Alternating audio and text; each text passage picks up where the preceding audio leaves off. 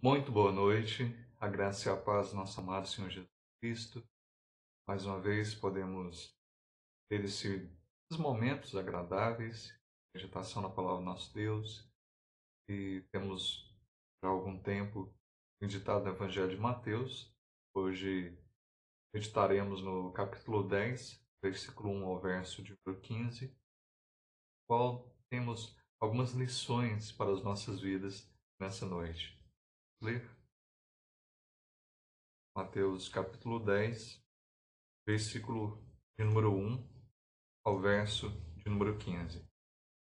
Tendo chamado seus 12 discípulos, deu-lhes Jesus autoridade sobre espíritos imundos para os expelir e para curar toda sorte de doenças e enfermidades. Ora, os nomes dos 12 apóstolos são esses: primeiro, Simão, por sobrenome Pedro, e André, seu irmão, Tiago, filho de Zebedeu, e João, seu irmão, Filipe e Bartolomeu, Tomé e Mateus, publicano, Tiago, filho de Alfeu, e Tadeu, Simão, o Zelote, e Judas Iscariotes, que foi quem o traiu. A esses 12 enviou Jesus, dando-lhes as seguintes instruções: Não tomeis, não tomeis rumo aos gentios, nem entreis em cidades de samaritanos, mas de preferência procurai as ovelhas perdidas da casa de Israel. E à medida que seguirdes, pregai que está próximo o reino dos céus. Curai enfermos, ressuscitai mortos, purificai leprosos, expeli demônios. De graça recebestes, de graça dai. Não vos provereis de ouro, nem de prata, nem de cobre nos vossos cintos, nem de alforje para o caminho, nem de 2 túnicas, nem de sandálias, nem de bordão, porque digno é o trabalhador do seu alimento. Verso 11.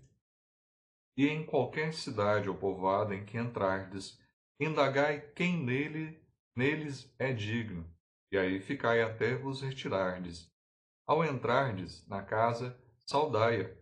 Se com efeito a casa for digna, venha sobre ela a vossa paz. Se, porém, não o for, tome para vós outros a vossa paz. Se alguém não vos receber, nem ouvir as vossas palavras, ao sairdes daquela casa ou daquela cidade, sacudi o pó dos vossos pés. Em verdade vos digo que menos rigor haverá para Sodoma e Gomorra no dia do juízo do que para aquela cidade. Senhor, mais uma vez, nós rogamos ao Senhor, rogamos a Ti que nos capacite, nos dê entendimento, nos dê compreensão da Tua palavra, nos firma, Pai, nessa palavra, que é a verdade, que é a vida.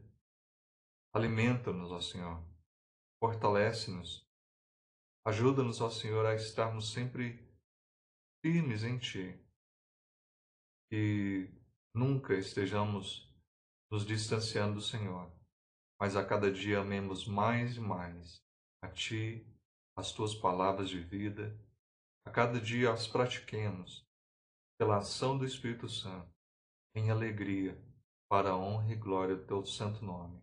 Em nome de Jesus Cristo. Amém. Temos aqui a primeira ordenança que teve lugar na Igreja de Cristo. Nesse primeiro momento, o Senhor escolheu e envia os seus 12 apóstolos, aqueles a quem ele escolheu no início do seu ministério, e esteve com ele ali aproximadamente 3 anos. E o Senhor, então, ele envia a esses 12. E temos aqui a primeira missão conferida a esses ministros, esses servos do Senhor, recém-consagrados. Há 3 lições que nós podemos tomar, destacar nesses versos aos quais lemos. E certamente essas 3 lições são importantes para que a cada dia nós meditemos nelas. Em primeiro lugar, somos ensinados que nem todos os ministros do Evangelho são necessariamente homens bons. O que realça a grandeza de Jesus é que ele tomou homens como esses, inteiramente diferentes, às vezes até mesmo opostos, e em seus fundamentos ali, seus temperamentos, incluindo nesse pequeno grupo estava Pedro, otimista, e Pedro tinha seus extremos, mas também Tomé, o pessimista, aquele que ali não creu de imediato, mas disse: não, se eu não tocar, né, no Senhor ressuscitado, do seu lado, perfurado, nas suas mãos e nos seus pés, eu não vou crer. Cada qual tinha uma postura. Simão, o ex-zelote, aborrecido com os impostos e ansioso ali em destruir o governo romano. O Zelote era um grupo radical dos judeus e ali realmente tinha uma postura intensa. Também temos Mateus, por outro lado, que voluntariamente tinha oferecido seu serviço aos romanos, aos inimigos ali, e foi considerado realmente alguém repugnante. Ele era alguém odiado pelos próprios patrícios, próprios compatriotas seus, pelos próprios judeus. Então vemos ali um grupo bem diferente, bem radical mesmo. E o Senhor assim os chama. Como nos chama? Nós não temos na igreja pessoas que pensam e agem que são iguais a nós. Nós temos na igreja pessoas diferentes, cada qual com sua peculiaridade, fundamentadas em Cristo, em um só Senhor, na verdade do Evangelho, mas somos pessoas diferentes. E é interessante nós sempre lembrarmos na analogia da igreja como um corpo, que é maravilhoso isso. Nós não temos dois pés esquerdos, nem duas mãos direitas. Nós não somos só um corpo de olhos ou ouvidos, não, ou narizes. Nós, cada qual, somos um membro, cada qual com nossa peculiaridade, uma mão direita, outra esquerda, e ali se ajudam, um pé direito e um esquerdo, e cada qual com sua função, se alternando, se ajudando, de forma mutuamente, cooperando para o benefício, o bem-estar do corpo. Nós vemos essas expressões. E o Senhor, desde o início, ele chamou realmente essas pessoas diferentes para o seu ministério. Ele operou esse último milagre nesse homem, Mateus, esse coletor de impostos, que antes era coletor de impostos, mas agora não. É interessante que nós estamos lendo o próprio Mateus falando que ele o era. Ele não omite esse detalhe, mas ele enfatiza: sim, noutro tempo eu fui esse homem iníquo, mau, esse homem que me aproveitava, usufruía de uma forma errada, mas hoje não mais. Ele não nega o seu passado longe do Senhor, um passado vergonhoso, mas fala então de uma nova postura, de uma nova vida do Senhor Jesus. Sim, eles eram 12, uma referência provavelmente ao número de tribos de Israel no Antigo Testamento, aos filhos de Jacó, que eram os patriarcas das tribos. A igreja do Evangelho é o novo Israel em Cristo. Nós vemos em Apocalipse, né, os 24 anciãos que fazem menção às 12 tribos do Antigo, 12 tribos, as 12 tribos, os 12 apóstolos no Novo, que dão essa noção de inteireza, de todo o povo de Deus em todos os tempos, de um só povo que o Senhor chamou, como sempre foi a intenção do Senhor. O Senhor Jesus não veio só para salvar judeus, ainda que ele tenha, a princípio, em especial, anunciado o evangelho ali aos judeus. Em nenhum momento ele faz menção que era somente eles que seriam salvos. Mas o Senhor pega e prega principalmente a eles e chama esses ao arrependimento, porque foi eles que receberam a princípio ali a palavra, a lei, e por isso deveriam ter uma postura diferente, deveriam ser luz para o mundo, deveria ser sal realmente, esses que o Senhor havia separado para ser um testemunho vivo entre as demais nações, para que as demais nações também temessem e amassem ao Senhor.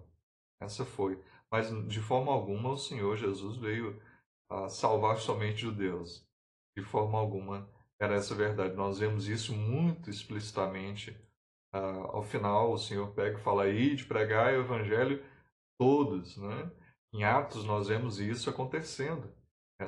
Esse indo a todos, aos samaritanos, aos gentios, ali, aqueles que não eram de origem judaica, que eram gregos e outras nacionalidades, eles também se convertendo e eles também sendo manifesto ali a ação do Espírito Santo em suas vidas. Mas o Senhor chama muitas pessoas diferentes. Mas como nós acabamos de dizer, né, essa primeira meditação, o Senhor chama ministros, mas não necessariamente homens, todos eles bons.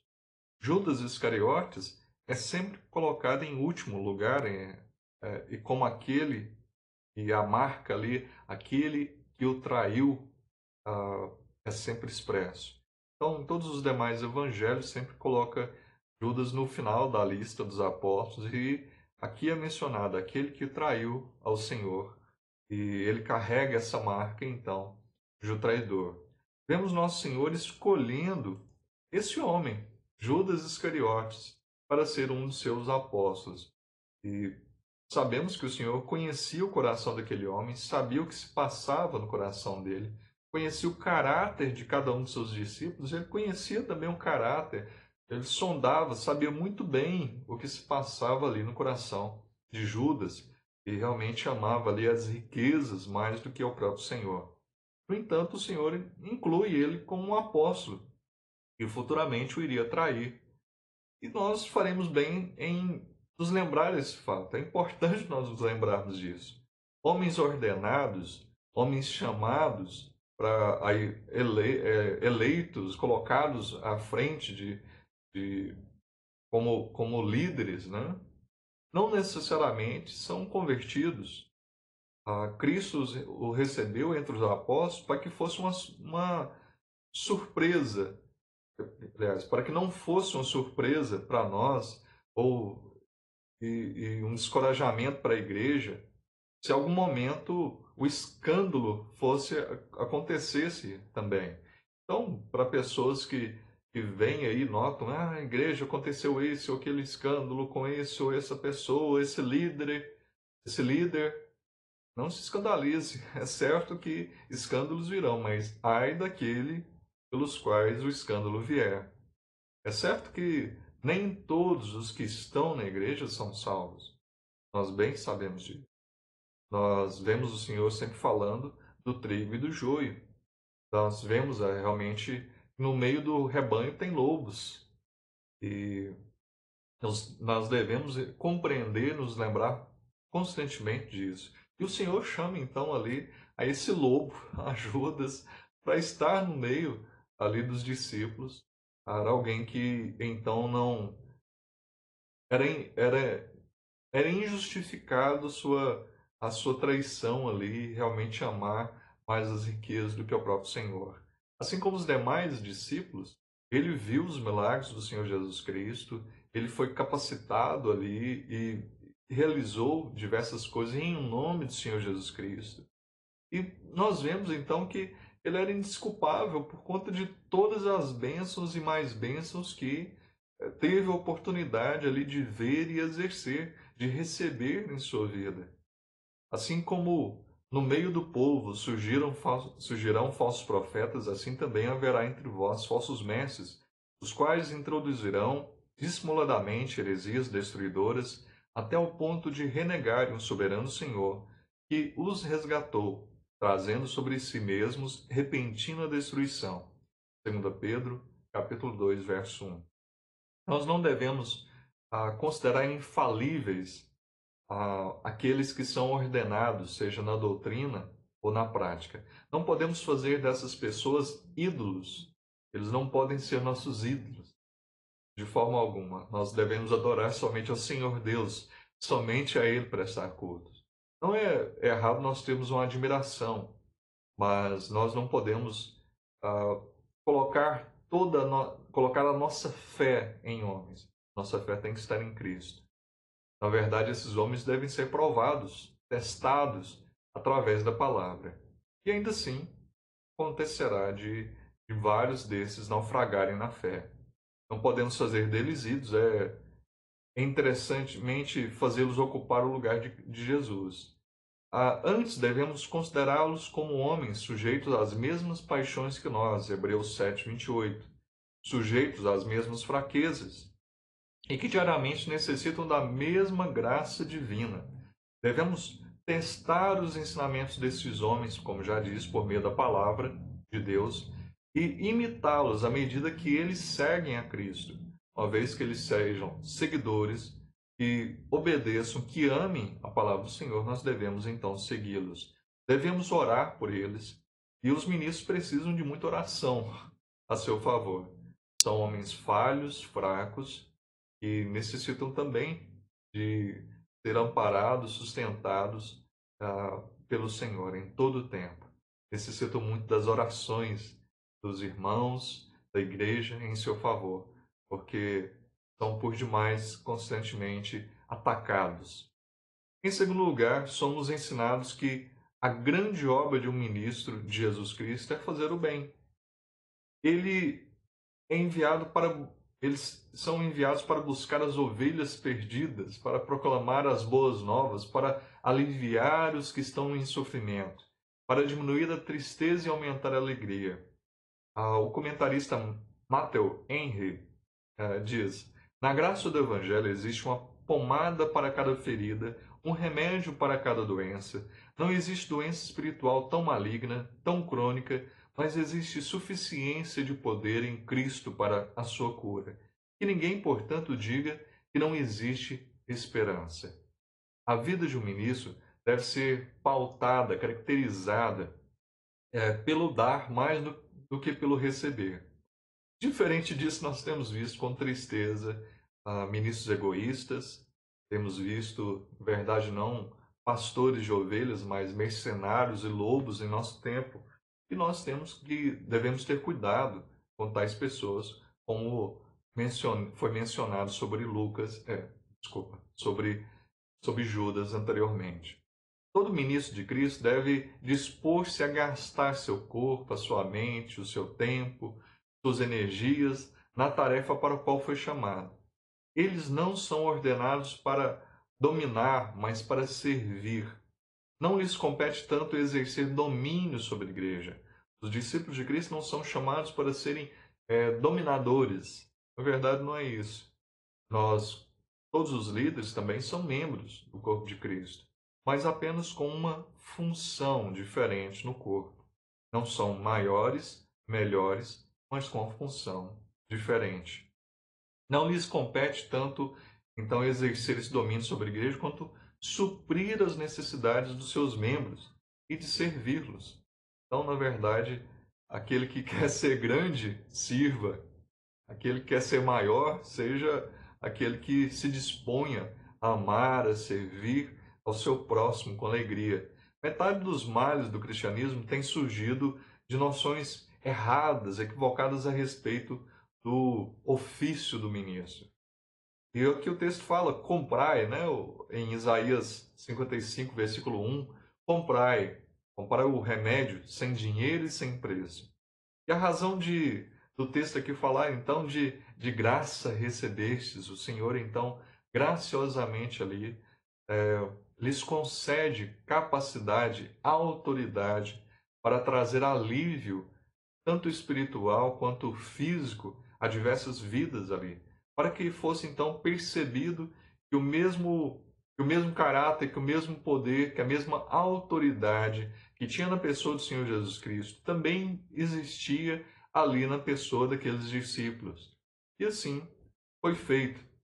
E assim aqueles discípulos ali receberam essa capacidade para que todos compreendessem: esses também são capacitados, esses também têm o mesmo poder, esses também são do Senhor Jesus Cristo, para ter essa conexão, essa ligação. E o seu poder para curar enfermos não lhes custou nada, portanto eles não deveriam cobrar nada por isso. O Senhor deu de graça essa capacitação, eles não deveriam usufruir disso de uma forma ali beneficiasse financeiramente suas vidas. contrariamente ao que nós temos visto em muitos aí da teologia de curas e libertações, prosperidade, onde falam coisas absurdas, prometem coisas abomináveis aos olhos do Senhor e, segundo as Escrituras, são pessoas que vão prestar conta com o Senhor no dia do julgamento, pessoas que prometem coisas absurdas por preço, e por preço, valores mesmo. Olha, vem aqui, você será curado, deposite tanto, dê tanto financeiramente, tantos reais, e você será curado, tal dia, tal hora, em tal lugar. Curiosamente, nós bem sabemos que quem cura, quem tem poder é Cristo. Homem algum tem poder. Homem algum tem autoridade. Homem algum tem capacidade para definir hora, lugar, forma para a cura, para a libertação, de forma alguma.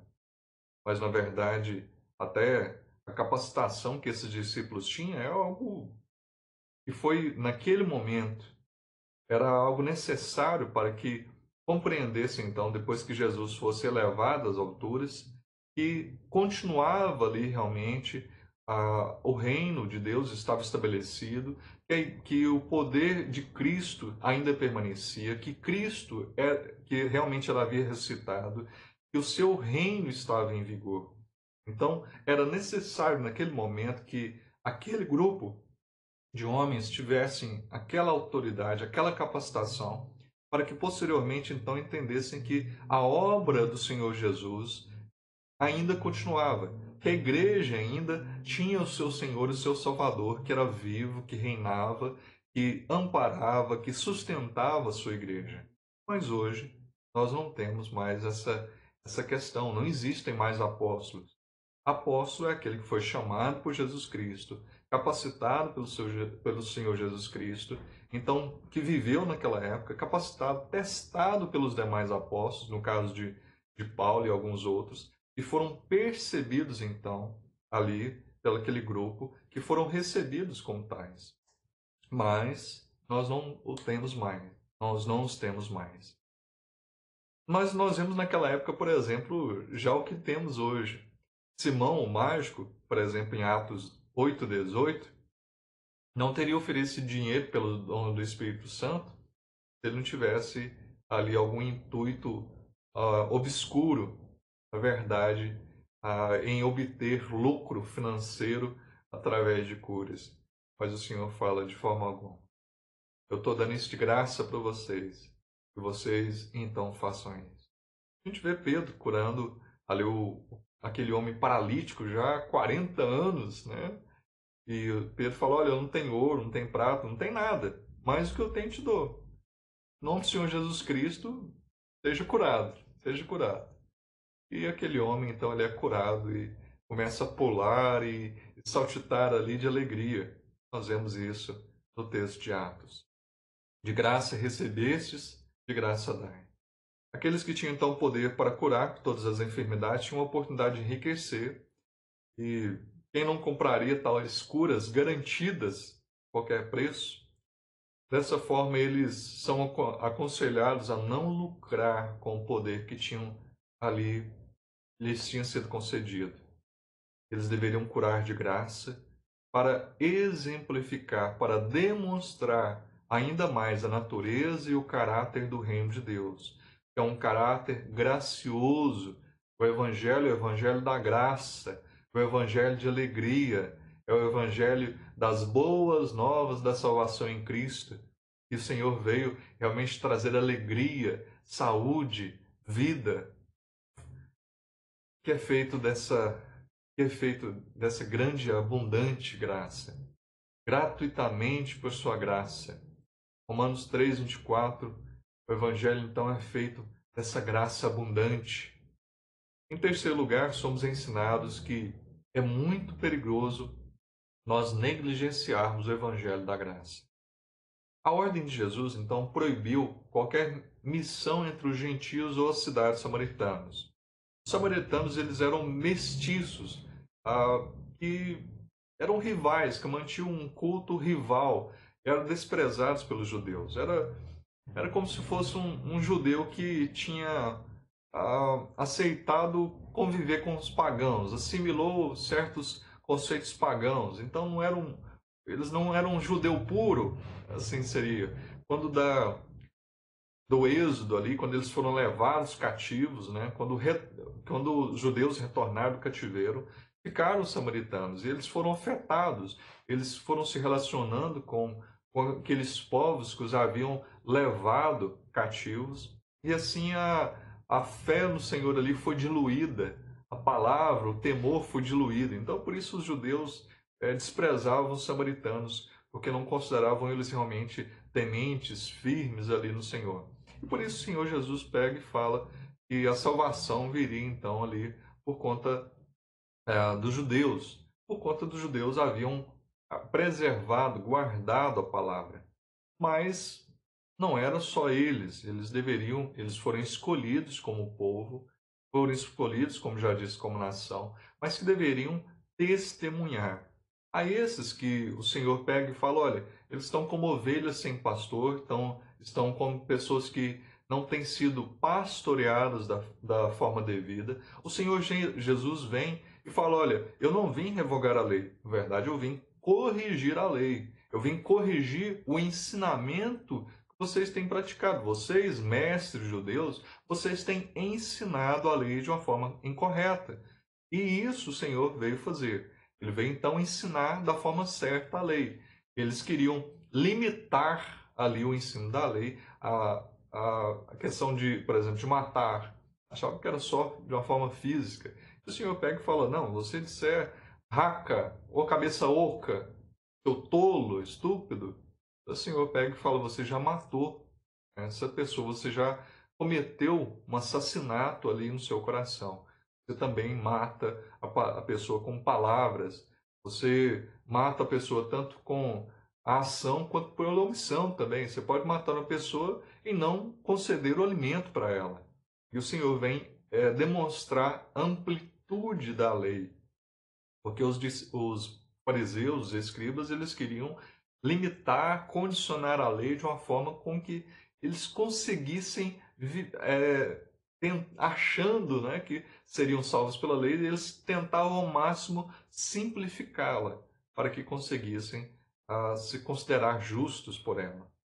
Mas o Senhor vem então e fala contra esses que o reino aos quais, entretanto, naquele momento a mensagem foi anunciada a princípio, e eles assim eram indesculpáveis porque já conheciam, tinham a lei em suas mãos, conheciam e sabiam do Messias que viria, da necessidade de um Salvador, que a lei na verdade não salvava, mas apontava para a necessidade de um mediador, de um Salvador, de um justo, de alguém perfeito, porque Adão pecou e toda a humanidade pecou. Então teria que vir o ente justo, o Messias, o Salvador da parte de Deus para salvar aquele povo.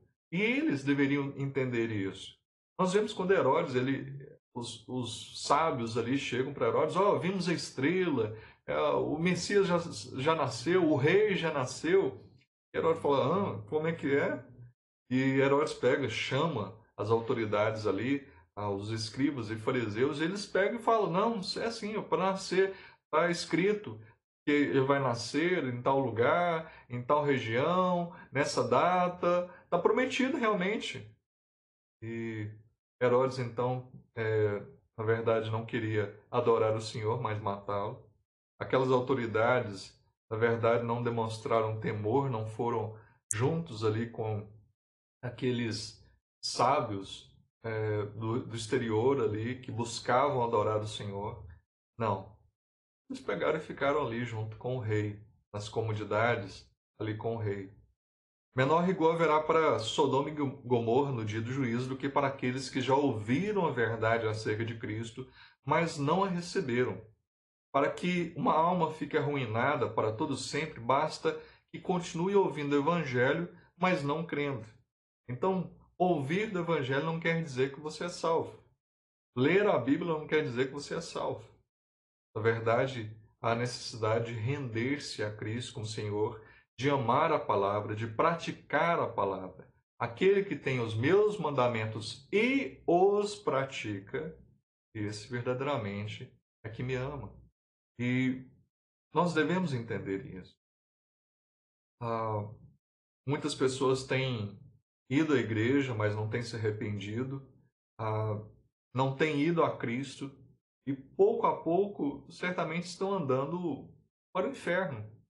Então essas pessoas necessitam de arrependimento, ainda que estejam ali na comunhão juntos, ali no local igreja, não estão na igreja. Então a pessoa pode estar no local de culto, mas sem cultuar. Pode estar com as pessoas, mas não ser ali a igreja com aquelas pessoas que estão cultuando. É diferente. E devemos então, deve ter essa análise sincera.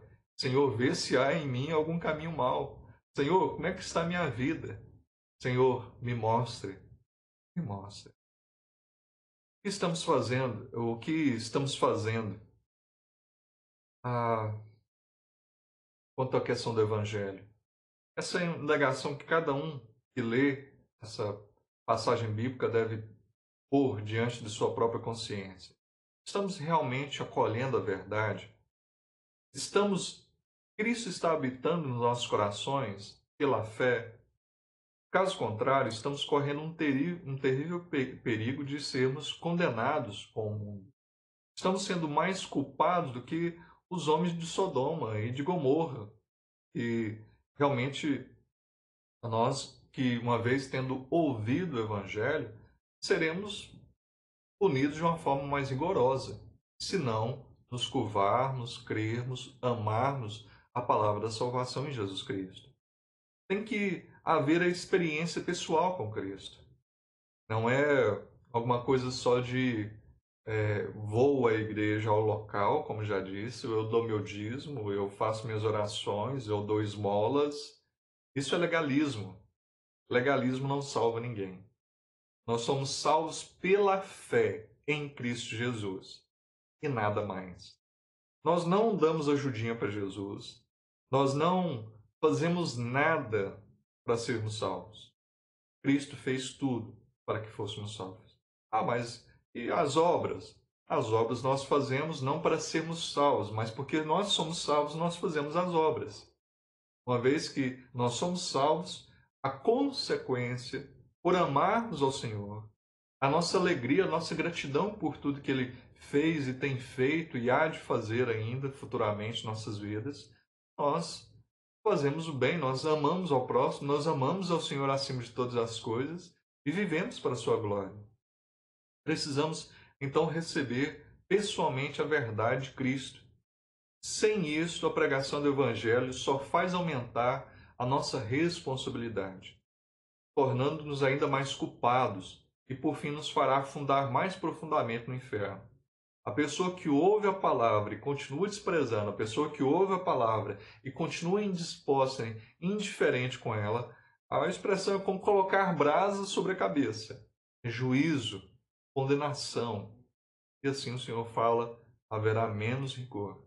Nós podemos lembrar de Sodoma e Gomorra, a questão do fogo ali, da saraiva, a mulher de Ló que ficou no caminho e toda aquela cidade destruída, com um juízo terrível por conta de suas práticas malignas. E aquele povo viu ali pelo justo Ló, mas muitos têm ouvido a palavra e ainda assim desprezado a palavra da verdade. Aqueles ali viu em Ló e Ló testemunhando aquele que viria, o Salvador que viria. Nós vemos o Salvador e lemos nas Escrituras aquele que veio, que vive, que reina. Qual tem sido nossa postura? Devemos amar, devemos viver para a glória do Senhor e devemos anunciar. Devemos ter piedade, misericórdia daqueles que jazem em trevas e ainda aqueles que, mesmo dentro da igreja, não estão na igreja. Cristãos apenas de nome e não de fato. Que o Senhor esteja dando vida, fazendo-os nascer de novo, assim como um dia fez Nicodemos, assim como fez tantas vidas que deixarem do legalismo, viverem ao Evangelho na prática, ao Evangelho da graça, ao Evangelho de vida. Que o Senhor assim faça com todos, com muitos que estão no meio do povo, mas não são povo. E assim por isso o Senhor nos adverte. Deus abençoe. Até o nosso próximo encontro, para continuarmos a meditar então no Evangelho de Mateus. Até lá.